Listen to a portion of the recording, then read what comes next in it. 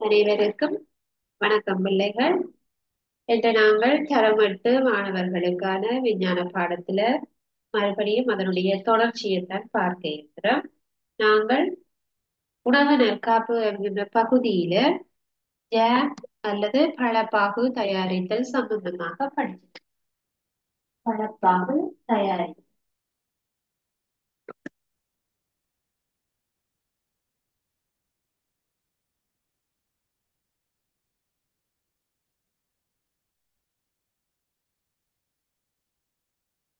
பழப்பாகு தயாரிக்கிற முறை பார்த்திருக்கிறோம். முதல்ல பழத்தை நாங்க நல்ல பழுத்த பழமாக தெரிவு செய்ய வேண்டும். அதை கழுவி எடுக்க வேண்டும். அதனுடைய தோல் மற்றும் வித்துக்களை அகற்ற வேண்டும். சிறிய துண்டுகளாக வெட்ட வேண்டும். அதை வெப்பமேற்ற வேண்டும் 3 நிமிடங்களுக்கு. அதுக்குள்ள கொஞ்சம் சிட்ரிக் ஆசிடை சேர்க்க வேண்டும். அடுத்ததாக மெதுவாக வெப்பமேற்ற வேண்டும். அதோட பெக்டின 10 to 15 கிராமும் நாங்கள் சேர்க்க வேண்டிய சீனியில அரைவாசியும் சேர்க்கவும். அதுக்கு பிறகு நன்றாக உயர் வெப்பநிலைக்கு வெப்பமேற்ற வேண்டும். கிட்டத்தட்ட 100 பாகை செல்சியஸ்ல 2 நிமிடம். அதுக்கு பிறகு திரும்ப நாங்க சேர்க்க வேண்டிய சீனியில வீதியை சேர்த்துட்டு அதுக்கு பிறகு மெட்டா சோடியம் மெட்டா பைசல்பேட் சேர்த்து அதை நாங்க நன்றாக கலந்து நன்றாக மிக்ஸ் பண்ணி அந்த சூட்டோட கிருமி அழிக்கப்பட்ட போத்தல்ல அடைச்சு அதை நாங்க பயன்படுத்த முடியும். சரி, அப்ப அது ஒரு ஜாம் செய்யக்கூடிய முறை, பழப்பாகு செய்யற முறை. இப்ப நற்காப்பு செய்யப்பட்ட உணவுகளை, அதாவது பழப்பாக தயாரிச்சு அதை நாங்க நேரடியாக உணவுக்கு எடுத்துக்கொள்ளும். சிலது உடனடியாக பயன்படுத்தினாலும் சிலது உடனடியாக பயன்படுத்த இயலாது. இப்ப சில சோசேஜஸ் எல்லாம் பச்சையாக சாப்பிட இயலாது. சரி, அதே மாதிரி கருவாடு பச்சையாக சாப்பிட இயலாது. அதெல்லாம் சமைத்து உண்ண வேணும். நற்காப்பு செய்து வச்சிருக்கிறோம், ஆனா அது சமைத்து பயன்படும். அப்ப உணவை இப்படி நாங்க நற்காப்பு செய்யறது, பதப்படுத்துறது, சாதாரணமாக சொல்லிட்டு பதப்படுத்தி வைக்கப்படுகின்ற உணவு. அப்ப அப்படி செய்யறதுனால நன்மைகள் என்ன, தீமைகள் என்ன, அது சம்பந்தமாக நாங்க பார்க்கலாம். இப்ப எந்த ஒரு விடயத்தை நாங்க செய்யறதா இருந்தாலும் அதுல அனுகூலமும் பிரதிகூலமும் கட்டாயம் இருக்கு. அனுகூலம் பிரதிகூலம்.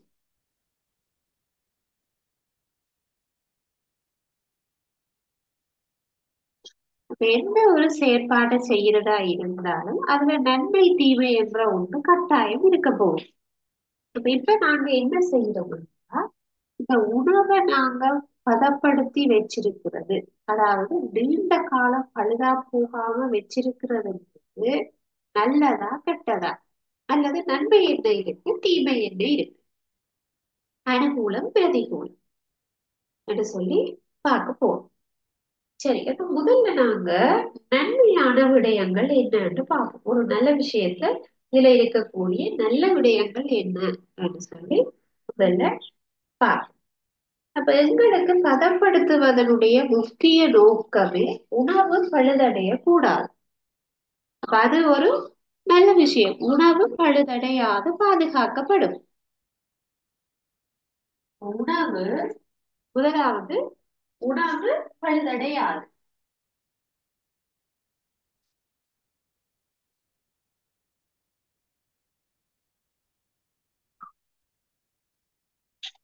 நீங்களும் இதே போல ஒரு அட்டவணை மாதிரி போட்டு நோட் பண்ணி கொள்ளுங்க. அனுகூலம் பிரதிகூலம்.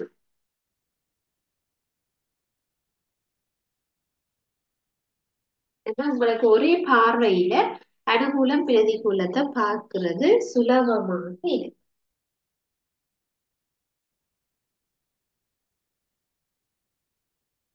அது ஒற்றையில முதல்ல அனுகூலங்கள் எழுதி முடிச்சுட்டு அதுக்கு பிறகு நீங்க பிரதிகூலத்தை தனியாகவும் எழுதி கொள்ளலாம். அது உங்களோட எழுதுறத பொறுத்தது நீங்க எழுதி கொள்ளணும் பயிற்சி தொகுதியில.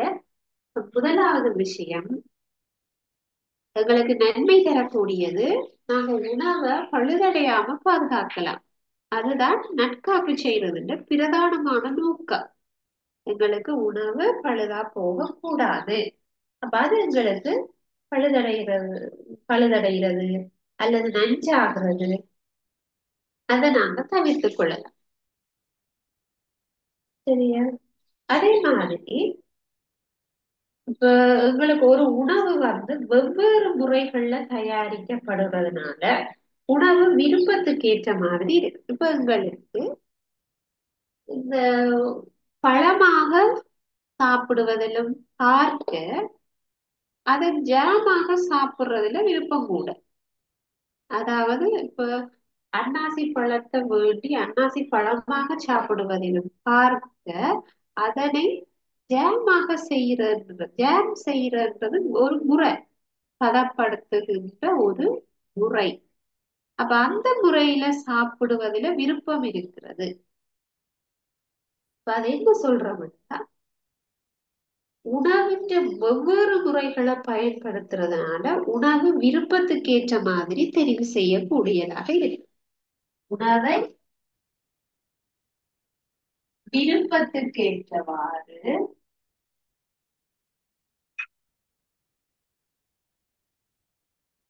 ஏற்றவாறு தெரிவு செய்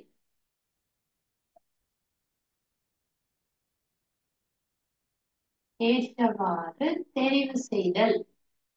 இப்ப எனக்கு பழம் சாப்பிட விருப்பம் இல்லாட்டிக்கு அன்னாசின்னு ஜாம் பொத்துல வேண்டி சாப்பிடுறாங்க. ஆகவே அது உணவு விருப்பத்துக்கு ஏற்ற வகையில மாற்றப்படுது. அதே போல உணவிற்கு கவர்ச்சியான தோற்றத்தை கொடுக்கும். இப்ப சாதாரணமாக பழத்தை விட ஜாம பார்த்தா ஒரு ஆசை வரும். சரியா? பதங்களுக்கு கவர்ச்சியான தோற்றத்தை கொடுத்தல்.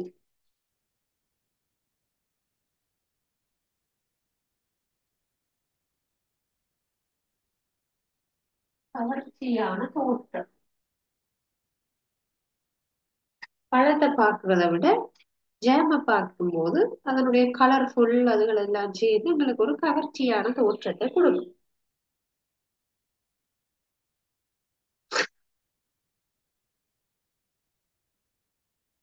அதே மாதிரி பூச்சிகளாலேயோ அல்லது வேறு விலங்குகளாலேயோ ஏற்படுகின்ற பாதிப்பு குறை. பூச்சிகளாலேயோ அல்லது விலங்குகளாலேயோ ஏற்படும் பாதிப்பு குறை.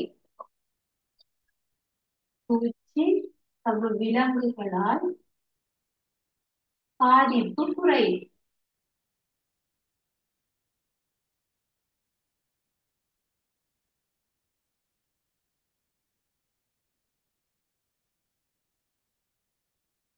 சரியா? அப்ப எங்களுக்கு அது பாதிப்பு கொஞ்சம் குறைவாக இருக்கு.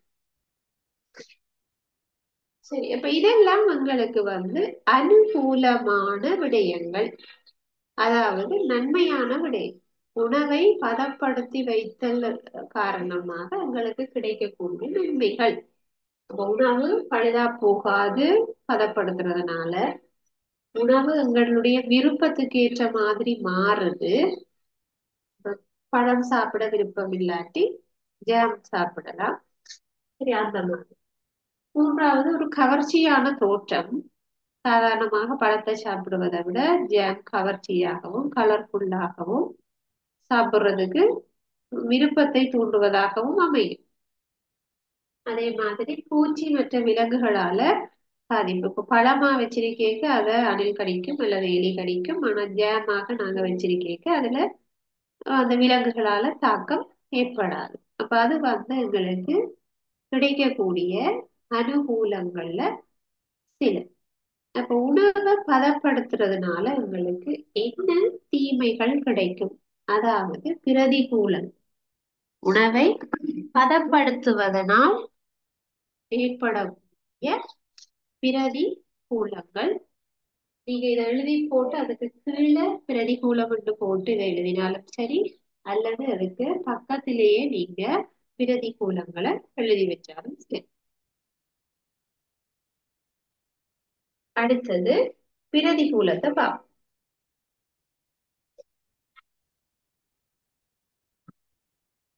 சரியா? அப்ப பிரதிகூலங்கள்ல ஒன்று இதுல நாங்க அதிகமாக ம், அனுமதியற்ற அல்லது தரமற்ற பதார்த்தங்களை சேர்த்தால் அல்லது அளவுக்கு அதிகமாக நாங்க ஏதாவது கெமிக்கல்ஸ் சேர்த்துட்டோம்னா அதனால நோய்களுக்கு ஆளாக வேண்டி வரும்.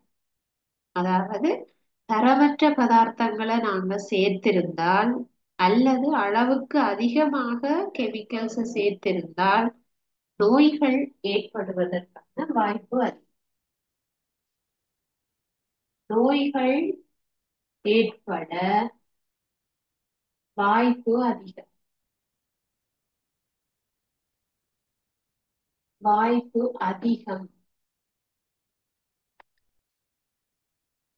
பதப்படுத்தப்பட்ட உணவுகளினால நோய்கள் ஏற்படுவதற்கான வாய்ப்புகள் அதிகம் இருக்கு. ஏன்? அங்க பயன்படுத்துற கெமிக்கல்ஸ் உண்மையாகவே எங்களுக்கு பொருத்தமான அளவுல தான் எடுக்கப்பட்டிருக்கா என்றது எங்களுக்கு தெரியாது. சரி, அப்ப அது நோய்களை ஏற்படுத்துறதுக்கான வாய்ப்புகளை கொடுக்கும். அதே மாதிரி நாங்க செயற்கையான நிறமூட்டிகளையும் செயற்கையான மணமூட்டிகளையும் சுவையூட்டிகளையும் பயன்படுத்துறதுனால எங்களுக்கு இதய நோய்கள் அல்லது புற்றுநோய்கள் ஏற்படுவதற்கான வாய்ப்புகளை அதிகரிக்கும். செயற்கையான பதார்த்தம். அதே மாதிரி பதப்படுத்தி வச்ச உணவுகளை நாங்க திரும்ப சமைக்கும் போது விட்டமின்களும் சில போஷணை பதார்த்தங்களும் அழிவடைச்சு. அப்ப உணவினுடைய போஷணை பெருமானம் அழிவடையலாம். உணவின் போஷணை பெருமானம் அழிவடையலாம்.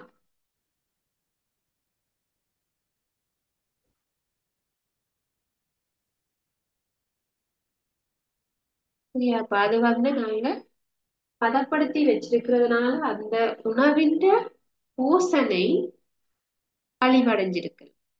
ஃப்ரெஷ்ஷா இருக்கேக்கு இருந்த போஷணை அதை பதப்படுத்தி வச்சிருக்கேக்க கிடைக்காம போகலாம். சரி, அது ஒரு தீமையான விடயம் அல்லது பிரதிகூலம் என்று சொல்லும். அதே மாதிரி பதப்படுத்தி வச்சிருக்கிற உணவினுடைய நிறம், அதனுடைய மனம், அதனுடைய தனித்துவமான சுவை இல்லாம போகும். இப்ப யோசிச்சு பாருங்க, ஒரு பழத்தை உடனடியாக நாங்க ஃப்ரெஷ்ஷா வெட்டி சாப்பிடுறதில்ல பார்க்க அதை எடுத்து பதப்படுத்தி வச்சு அல்லது ஃப்ரிட்ஜிலேயே 2 3 நாள் வச்சு அதுக்கு பிறகு சாப்பிடுங்க. அதோட உண்மையான நிறம், அதோட உண்மையான சுவை எல்லாம் இல்லாம போயிடும். இப்ப எங்களுக்கு உணவின் நிறம், சுவை, உணவினுடைய நிறம், சுவை, மனம், மனம் அற்று போதல்.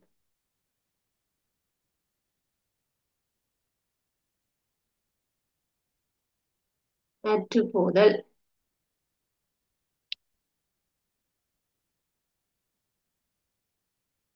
சரி, அப்ப பாக்குறோம் அந்த உணவின் கலர், அதோட சுவை, அதோட மனம் அதெல்லாம் குறைஞ்சிடும். சரி, அப்ப நீங்க ஒரு ஆப்பிளை வெட்டி வச்சுட்டு ஒரு 1 hour கழிச்சு பார்த்தாலே உங்களுக்கு தெரியும் அதனுடைய அந்த ஆப்பிள் வெட்டின இடம் ஒரு மாதிரி மங்கலா இருக்கு.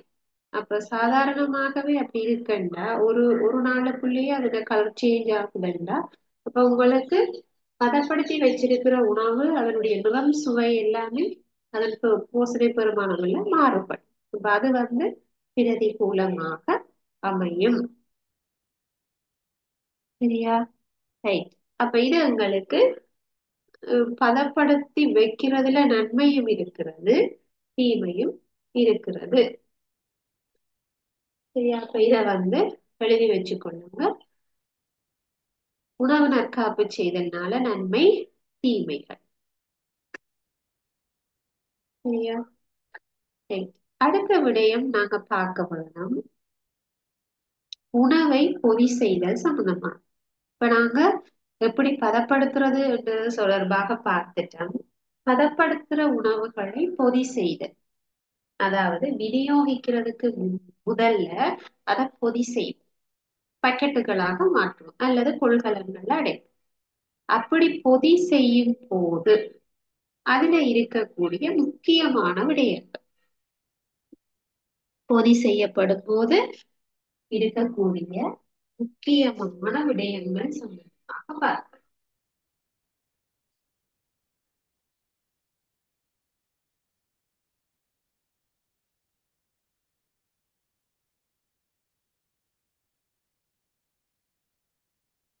உணவை பொதி செய்தல்.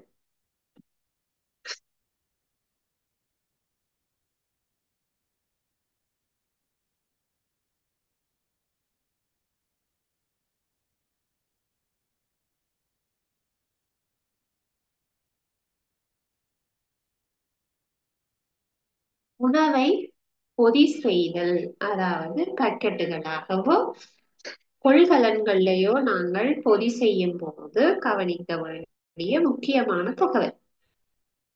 அப்ப நாங்க பேக்கெட் ஆக என்ன செய்வோம்னா ஒரு லேபிள் ஒன்று போடுவோம். எல்லா பொருட்களுக்கும் அந்த தயாரிக்கப்பட்டிருக்கிற உணவு சம்பந்தமான சில தகவல்களை அங்க நாங்க கொடுக்க முடியும்.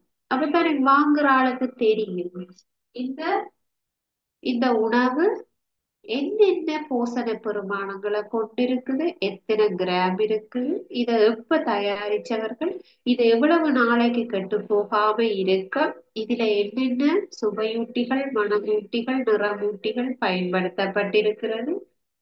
சரி, அப்ப இதெல்லாம் காலாவதிகள் இதெல்லாத்தையும் நாங்க அவைக்கு தெரியப்படுத்த வேண்டும்.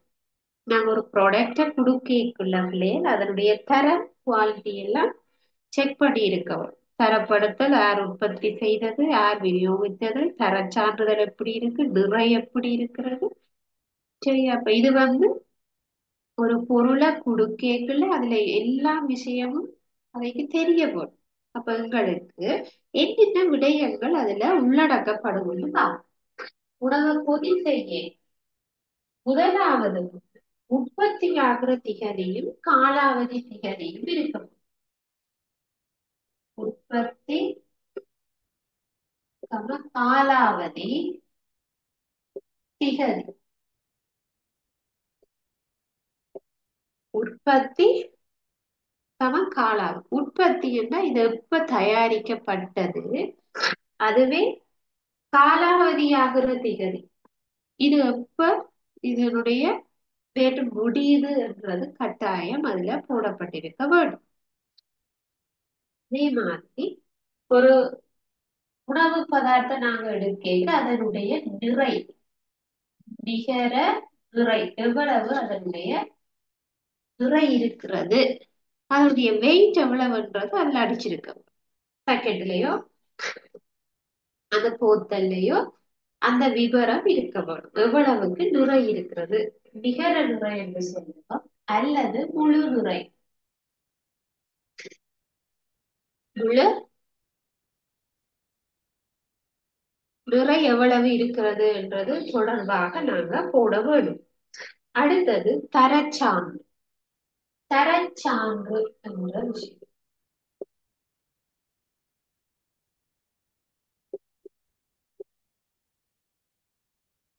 சரியா. நம்ம தரச்சான்றுல நாங்க உணவு பதார்த்தங்கள் இப்ப இலங்கையில தரச்சான்று நிறுவனத்தின் மூலம் அதுண்ட தரத்துக்கு இசைவாக நாங்க தயாரிச்சிருந்தா அந்த கூட்டுல நாங்க SLS தர சான்றிதழ் என்று போடுவோம். இலங்கையில தர நிர்ணயம் செய்யக்குள்ள SLS தர சான்றிதழ் என்று சொல்லுவோம். அது குறிக்கப்பட்டு இருக்கு. சரியா. அப்ப இதோட இருக்க வேணும் இலங்கை என்ற இடம். ஒருவேளை அது சர்வதேச தரத்துக்கு இணக்கமாக இருக்கும். சர்வதேச தர ரீதியாக இருந்தால் ISO என்கின்ற முத்திரை இருக்க வரும். எங்களுக்கு இலங்கையில என்றால் SLS தர சான்றிதழாகவும், சர்வதேச ரீதியாக இருந்தால் ISO தர சான்றிதழும் இருக்கும். தரச்சான்று. சரியா? அது கட்டாயம் இருக்க வேண்டும். அப்படி என்னதான் என்ன செய்வினம், இது ஒரு தரமான பொருள் என்பதை ஏற்றுக்கொள்ளும். அடுத்தது உற்பத்தியாளர் தொடர்பான விவரங்கள். உற்பத்தியாளருக்கான விவரம்.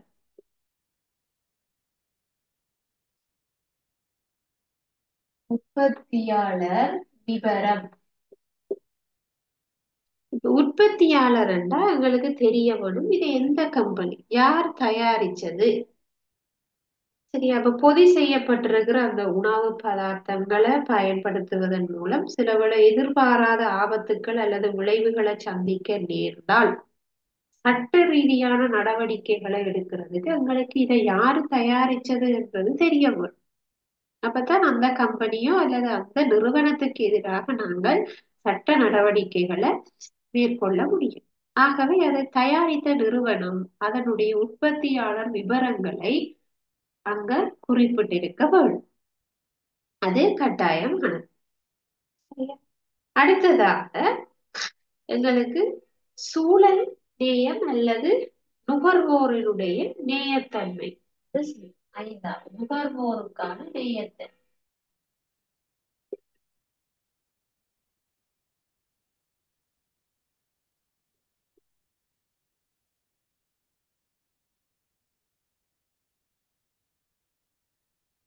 நுகர்வோர் என்பவர் யாரு? அதை வாங்குபவர்கள்.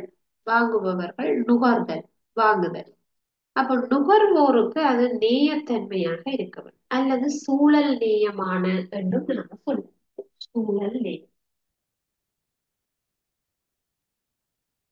சூழல் நேயமாக என்பதையும் நாங்க சொல்லிக்கொள்ளலாம். சரியா? அப்ப இப்ப பார்க்கிறோம், இப்ப சில உணவுப் பொருட்கள்ல பாத்தீங்கன்னா சுவையூட்டி இருக்கு, நிறமூட்டிகள் இருக்கு, நற்காப்பிகள் இருக்கு. அப்ப அதெல்லாம் என்ன சொல்லுங்க, அப்ப நாள்பட்ட பிறகு அந்த பொதி உரைகளோட தாக்கம் அடைஞ்சு அல்லது சுகாதாரத்திற்கு தீங்கு விளைவிக்கக்கூடிய பதார்த்தமாக மாறும். அதாவது அதனுடைய காலாவதி திகதி முடிய அல்லது ஏதாவது பிழைகள் நடந்தா அது அஹ், தீங்கு விளைவிக்கக்கூடிய சில பதார்த்தங்களை உருவாக்கும். அந்த உணவுகள் என்ன செய்யும், தனியாளனுடைய சுகாதாரத்திற்கு பாதிப்பை ஏற்படுத்தும். அதை வாங்கி சாப்பிடுற அவருக்கு என்ன செய்யும், அது சுகாதார பிரச்சனைகளை உண்டாக்கும். அதனால நாங்க என்ன செய்ய வேணும்னா, அது சூழலுக்கு உகந்ததாக இருக்கக்கூடிய மாதிரி நாங்க அல்லது நுகர்வோருக்கு அது சரியாக இருக்கக்கூடியதாக பார்த்து கொள்ள வேண்டும். சரியா? அப்ப எங்களுக்கு உணவு பொதி செய்யப்படுகின்ற போது இந்த 5 விடயங்களையும் கருத்தில் கொள்ள வேண்டியது முக்கியமானது. ஒன்று, உற்பத்தி திகதி அல்லது காலாவதி திகதி ரெண்டும் போட வேணும். நிகர நிறை அல்லது முழு நிறை குறிப்பிடப்பட்டிருக்க வேணும். தரச் சான்றிதழ் ஒன்று இருக்க வேணும். இலங்கையின் தரச் சான்றிதழ் SLS தரச் சான்றிதழ், சர்வதேச ரீதியான தரச் சான்றிதழ் ISO சான்றிதழும் இருக்க வேணும். அதே போல உற்பத்தியாளர் தொடர்பான விவரங்கள் இருக்க வேணும்.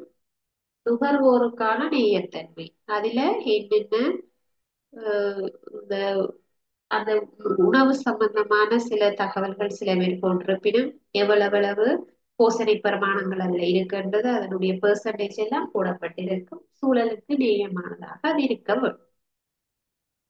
சரியா? அப்ப இது உணவு பொதி செய்யும் போது கவனத்தில் கொள்ள வேண்டிய விடயங்கள். சரியா? இப்ப நாங்க ஒரு உணவை எதுக்காக பொதி செய்யறோம், பொதி செய்யறதுனால என்ன நன்மை, உணவை பொதி செய்யறதுனால என்ன நன்மை. இப்ப நாங்க அதை அப்படியே போட்டு கொடுக்கலாம் தானே. இப்ப எதுக்காக உணவை பொதி செய்யறோம்? சரி, அப்ப எங்களுக்கு நாங்க பொதி செய்ய வேண்டியதுன்ற முக்கியத்துவம் என்னன்னா, ஒன்று, நுண்ணுங்கிகள்ல அந்த உணவில குடிக்க விடாம, அதாவது முன்னங்கி போகாம தடுக்க வேண்டும். இப்ப எங்களுக்கு உணவை பொதி செய்வதன் முக்கியத்துவம் அல்லது அடுக்குங்க. உணவை பொதி செய்வதனால் கிடைக்கும் அனுகூலம். கிடைக்கும் அனுகூலம்.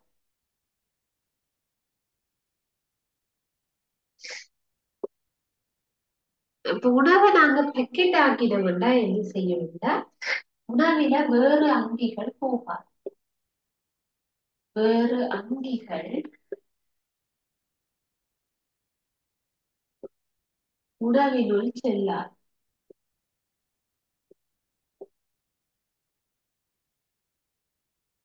இப்ப எங்களுக்கு பக்கெட் அடிச்சு விட்டோம்னா அதுக்குள்ள நுண்ணங்கிகள் போகாது அல்லது வேற உயிரின அங்கிகள் போகாது. இப்ப பக்கெட்டுக்குள்ள உணவு பாதுகாப்பாக இருக்கும். அதனால பொதி செய்யற சரியா. அப்ப கிடைக்கிற அனுகூலம் வேறு அங்கிகள் உணவினுள் செல்லாது. வேறு அங்கிகள் உணவுக்குள்ள போகாது. ஒன்று.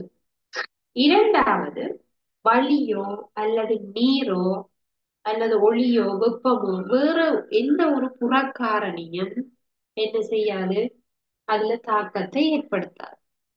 பேக்கெட்டுக்குள்ள என்ன செய்யாது, வளியும் போகாது, நீர் போகாது.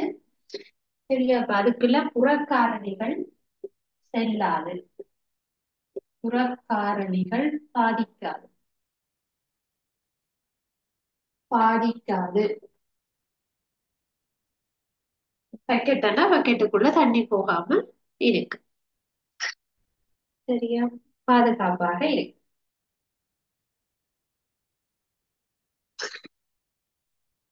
அடுத்தது, பக்கெட்டா இருக்கிறதுனால உணவின் தரத்தையும் அளவையும் பாதுகாக்க முடியும். உணவின் தரத்தையும், அதாவது உணவின் தரத்தையும் சும்மா வெளியில கிடந்தா அது கட்டாயம் நுணுங்கி பிடிச்சிடும். அப்ப அதுல தரம் குறைஞ்சிடும். ஆனா பெக்கெட்டா வச்சோம்னா அதுல நுணுங்கி பிடிக்காத உணவு தரமானதாக இருக்கு. அதே மாதிரி அளவையும் பாதுகாக்கும். சும்மா கிடந்தா வேற எலி எலி சாப்பிட்டுரும் அல்லது வேற ஏதாவது கொண்டு போயிடும். அப்ப அதுல அளவு குறைவடையும். ஆனா பெக்கெட்டுகளாக இருந்தால் நாங்க பாதுகாப்பாக வச்சிருக்கு. உணவின் தரத்தையும் அளவையும் பாதுகாக்கும்.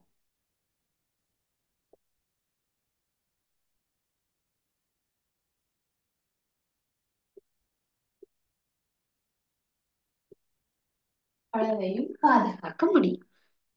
அதே மாதிரி பக்கெட்டா இருந்தா எங்களுக்கு கொண்டு போறது சுலபம். இப்ப நாங்க ஒரு இடத்துல இருந்து இன்னொரு இடத்துக்கு போகல எங்களுக்கு கையில சும்மா கொண்டு போறது கஷ்டம் தானே.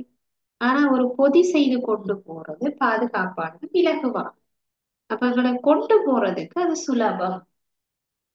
களஞ்சியப்படுத்தவும் வைக்கிறதுக்கு, களஞ்சியப்படுத்தலைன்னா வைப்பதற்கு, எடுத்து வைப்பதற்கு, களஞ்சியப்படுத்தவும் கொண்டு செல்வதும் இலகு. கொண்டு செல்வது இலகுவானது. கொண்டு செல்வது இலகுவானது. ஆகவே இந்த காரணங்களுக்காக தான் நாங்க பொதி செய்யறோம்.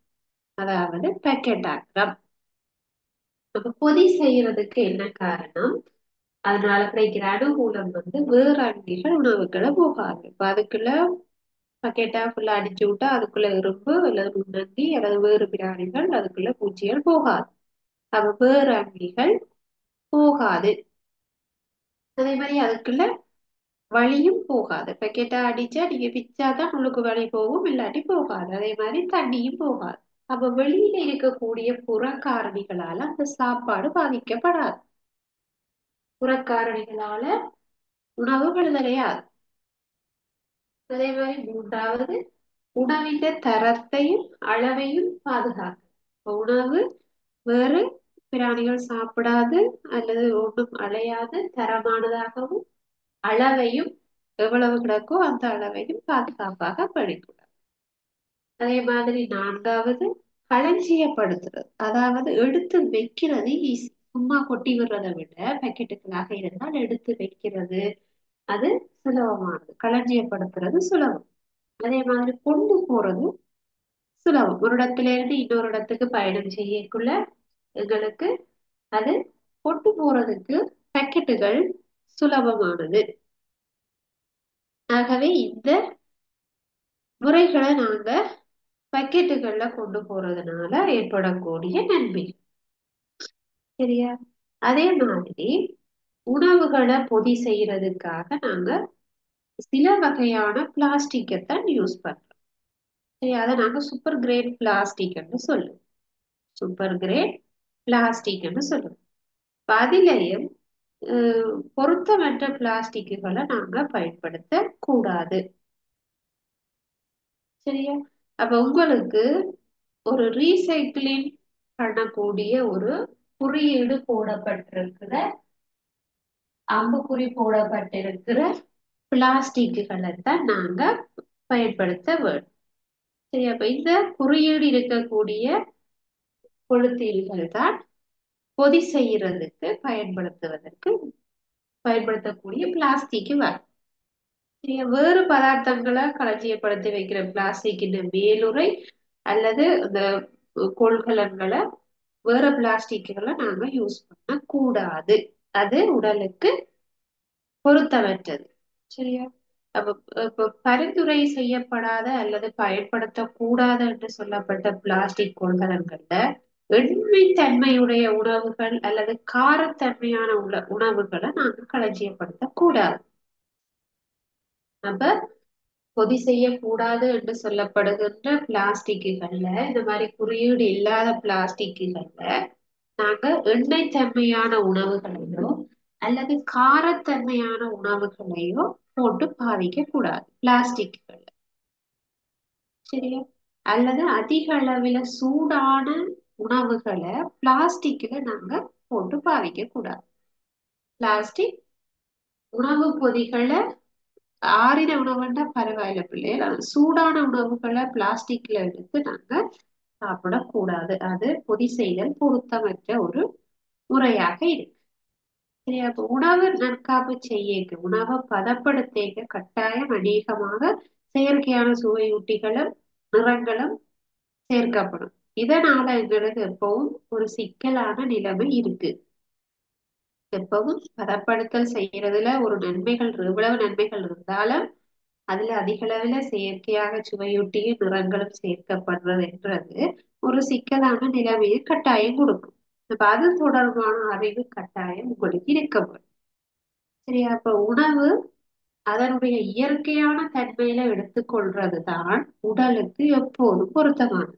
இப்ப உணவுல பழம் சாப்பிட விருப்பமாக இருந்தால் நீங்கள் நேரடியாக மரத்திலிருந்து பெறப்பட்ட பழத்தை வெட்டி உண்ணுவது மிகவும் பொருத்தமானது. இப்ப அதுக்காக பழம் சாப்பிட விருப்பம் இல்லையா ஜாம் சாப்பிடக்கூடாது இல்லை, அதை தொடர்ச்சியாக பாவிக்க கூடாது.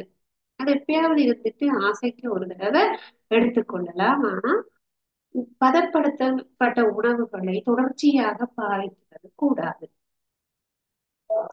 சரியா? இப்ப இயற்கையான உணவு வகைகளை உட்கொள்வதுதான் உடல் நலத்திற்கு நன்மை கொடுக்கும்.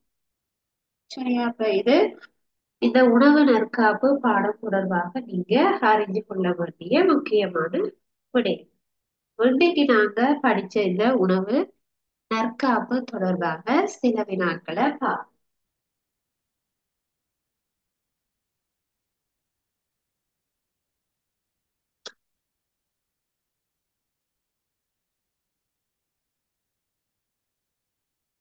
எழுதிக் கொள்ளுங்க. முதலாவது வினா.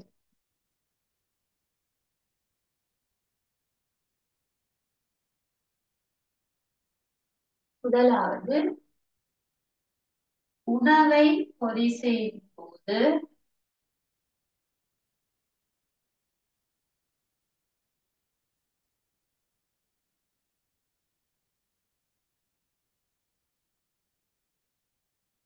உணவை பொதி செய்யும் போது கவனத்தில் கொள்ள வேண்டிய கவனத்தில் கொள்ள வேண்டிய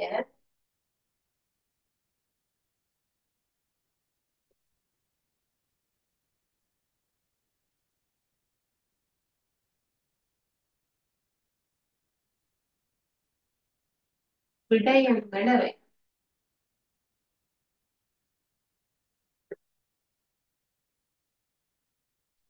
உணவை பொதி செய்யும் போது கவனத்தில் கொள்ள வேண்டிய விடயங்கள், அதாவது அந்த சுட்டு துண்டுல என்னென்ன இருக்க வேண்டும்.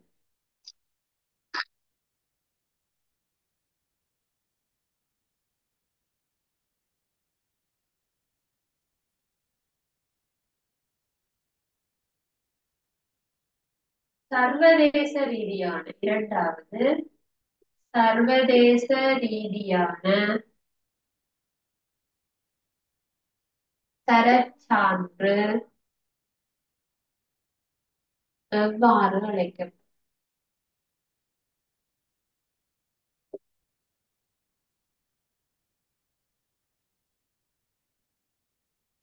சர்வதேச ரீதியான தரச்சான்று எவ்வாறு அழைக்கப்படும்?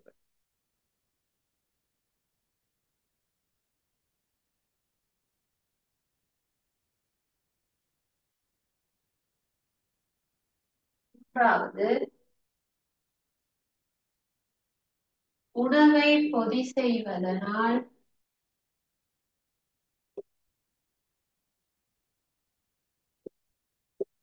கிடைக்கும்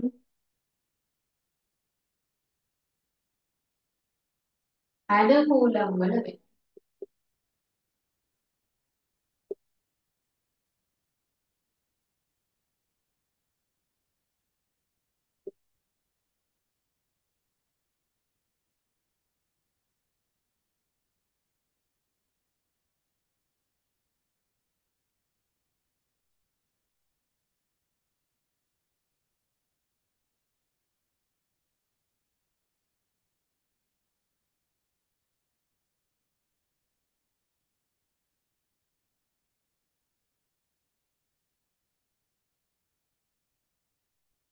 அதாவது உணவை பொதி செய்யும் போது கவனத்தில் கொள்ள வேண்டிய விடயங்கள். ஒரு சுட்டு துண்டு தயாரிக்கக்குள்ள உணவு தொடர்பான என்னென்ன விடயங்களை கருத்துல கொள்ள வேண்டும். அதுல எங்களுக்கு முக்கியமாக உற்பத்தி திகதி இருக்க வேணும், காலாவதி திகதி இருக்க வேணும், நிறை இருக்க வேணும், தரச்சான்று குறிப்பிடப்பட வேண்டும், உற்பத்தியாளர் தொடர்பான விவரம், அது எந்த நிறுவனம் அல்லது எந்த நாட்டில தயாரிக்கப்பட்டது என்று இருக்க வேண்டும். அதே மாதிரி பொதியின்ற சூழல் நேயத்தன்மை அல்லது நுகர்வோரினுடைய விருப்பம், அது சம்பந்தமான விடயங்கள் அங்கு குறிப்பிடப்பட வேண்டும்.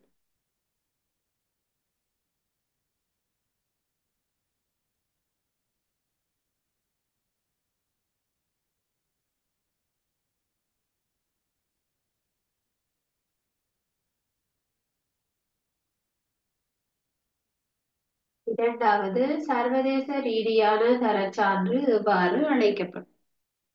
சர்வதேச ரீதியாக என்றால் எப்படி சொல்லப்படும்? இலங்கையினுடைய தரச்சான்று SLS என்று சொல்லப்படும் அழைக்கப்படும். சர்வதேச ரீதியான தரச்சான்று ISO என்கிற முத்திரை பதிக்கப்பட்டிருக்கு.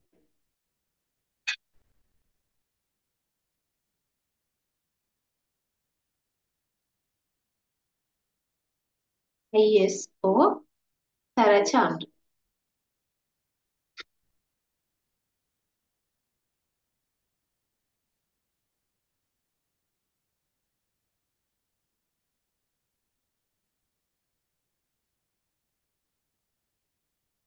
அதாவது உணவை பொதி செய்வதனால் கிடைக்கின்ற அனுகூலம். இப்ப உணவை நாங்க பேக்கெட் பண்ணி அல்லது பொதி செய்யறதுனால எனக்கு கிடைக்கக்கூடிய நன்மைகள். இப்ப நாங்க கடைசியாக பார்த்த விடயம், உணவுக்குள்ள நுண்ணங்கிகளோ அல்லது வேறு உயிரினங்களோ போகாம தடுக்கல்.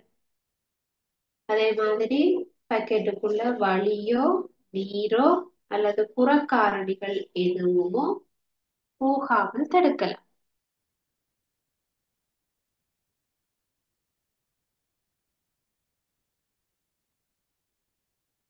சரியா? அப்ப உணவுக்குள்ள வேற புறக்காரணி போகாம தடுக்கலாம். அதே மாதிரி உணவின் தரத்தையும் அதன் அளவையும் பாதுகாக்க. அதே மாதிரி கொண்டு போறதுக்கும் களஞ்சியப்படுத்தி வைக்கிறதுக்கும் இலகுவாக இருக்கும்.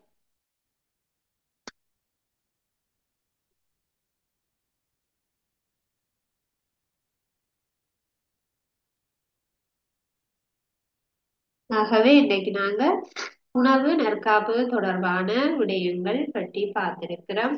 அதனுடைய அனுகூலங்கள் பிரதிகூலங்கள் தொடர்பாக இன்றைய வகுப்புல உங்களுக்கு ஏதாவது சந்தேகங்கள் இருந்தால் நீங்க கேட்கலாம்.